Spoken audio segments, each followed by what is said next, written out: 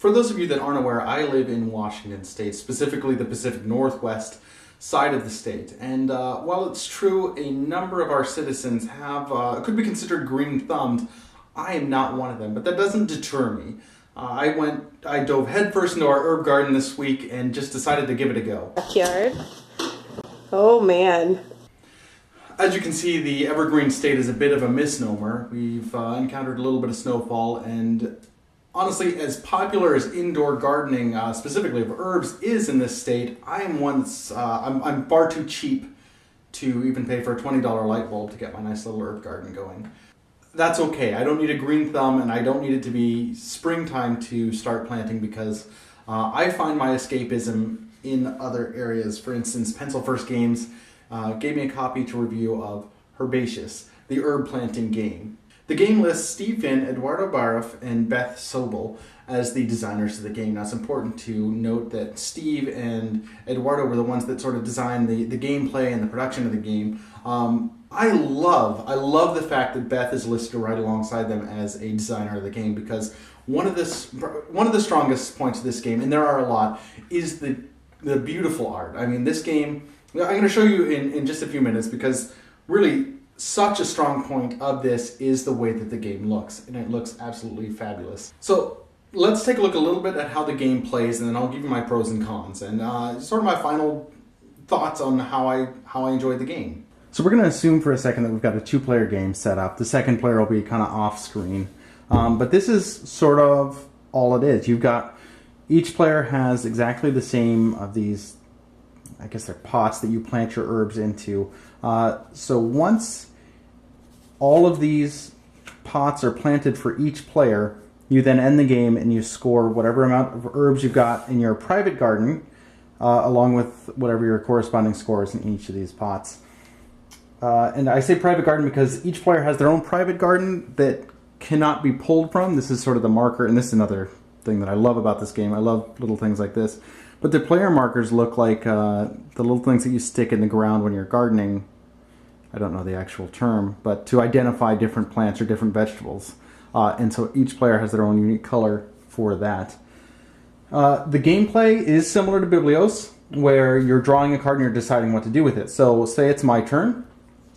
I draw a card, I look at it, rosemary, I immediately decide if it goes into the public garden, which is available for anybody to take from, or if I put it in my private garden. So let's say I put it in my private garden, regardless of what the second card is, even if I want it more, it goes into the public garden. So I get, a bay leaf. And so I put that there. The next player would then take their turn, it's another bay leaf, they decide they want to hang on to it. And their next card, another bay leaf. I should have shuffled this better. And so you go this way.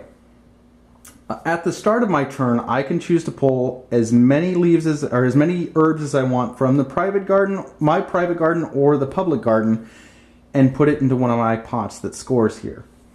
The way that these score is, so for this specific one, you have to have completely different herbs. So the number of cards that you put in here corresponds to a certain amount of points. There's just different rules on what you can put in here. So I can't put matching herbs at all in here. If I end the game with 6 in there, then I get 12 points. This is kind of the opposite. This has to be filled with herbs that are exactly the same. And remember, I can pull as many as I need to at the start of my turn from the public garden or my private garden. So the points correspond there. There's also this one, which is just pears. So I put pairs of herbs in there. And then the most unique one here is just this special jar here. And I can put any 3 herbs I want in there. If I put 1, it gets me 2 points. 2 gets me 4. If I put 3 herbs, which is not hard to do, I get 6 points. But there are special herbs that can only be potted in that plant. I mean, you can put any you want in there, but there's 3 herbs in particular that can go nowhere else except in there, if you get them. The mint, chive, and the thyme.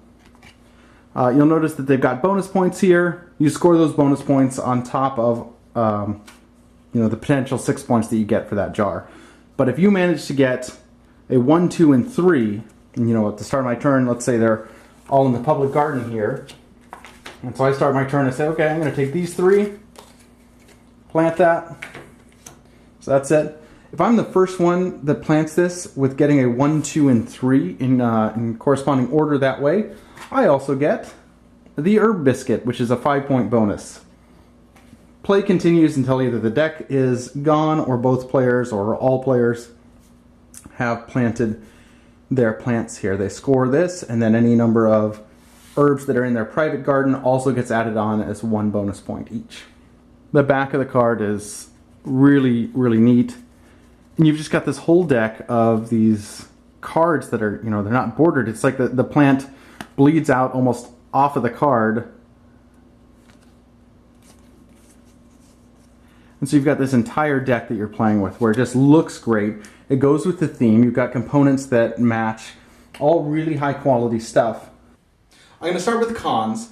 And once you realize what type of game this is, it's not super heavy. So if it's not what you're looking for, I'm not going to include that in the con list. But as far as the con, it is a light game.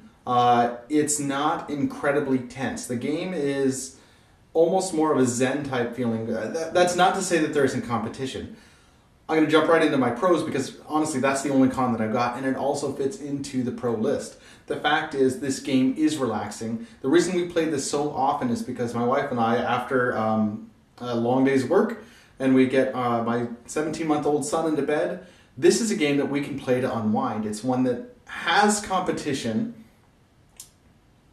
that also allows us to just relax. And part of that is due to the art.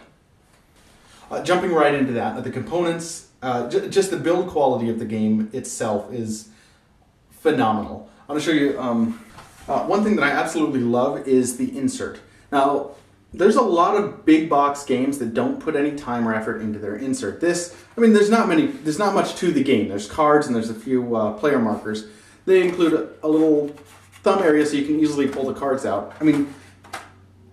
Everything from the size to the look of the cards to the player components fits so well with both the theme and just the overall aesthetic of it being a fantastic looking game.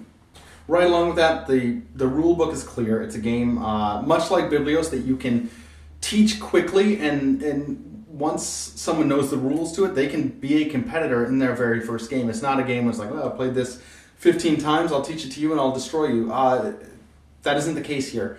There's certain games, and this fits in that category, where you can teach it and you can be on an even playing field with the person that you're teaching it to. Not because the play is random, but because the mechanics are simple enough. Mechanisms, what are we calling it these days? The gameplay is simple enough so that you know what the right decisions to make are, but also complex enough to the point where you have to make decisions.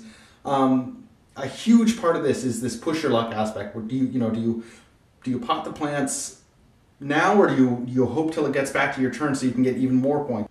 I can only say so many good things about this game. So I'm going to invite Shannon, my wife, over here because honestly, as much as I like this game, she liked it more, and she's the #1 person that I play games with. So I'd like to get her opinion on it.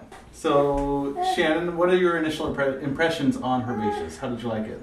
Yeah, I really liked it. It was easy to learn and pick up, and easy to beat you the first time around. Yeah, so it was a fun game. There's luck, but also strategy involved. So what are some of your other favorite games? I really like Dominion and Patchwork and Seven Wonders Duel. Okay. Are my favorite ones right now. And where would you say this compares between those ones? Like what would you say? I don't know, we played quite a bit of Herbaceous since we got it, but what would you say is your favorite? Well, where does it rank? Where does it fall among those? Right now, it's probably my favorite game. Just because it's newer. It's I like to have a new favorite game because when I have a favorite, I usually play it a ton. So right now, I would say that it's my favorite. Okay, cool. Well, thanks for watching, guys. If you enjoyed this video, please like and subscribe, and we'll see you next time.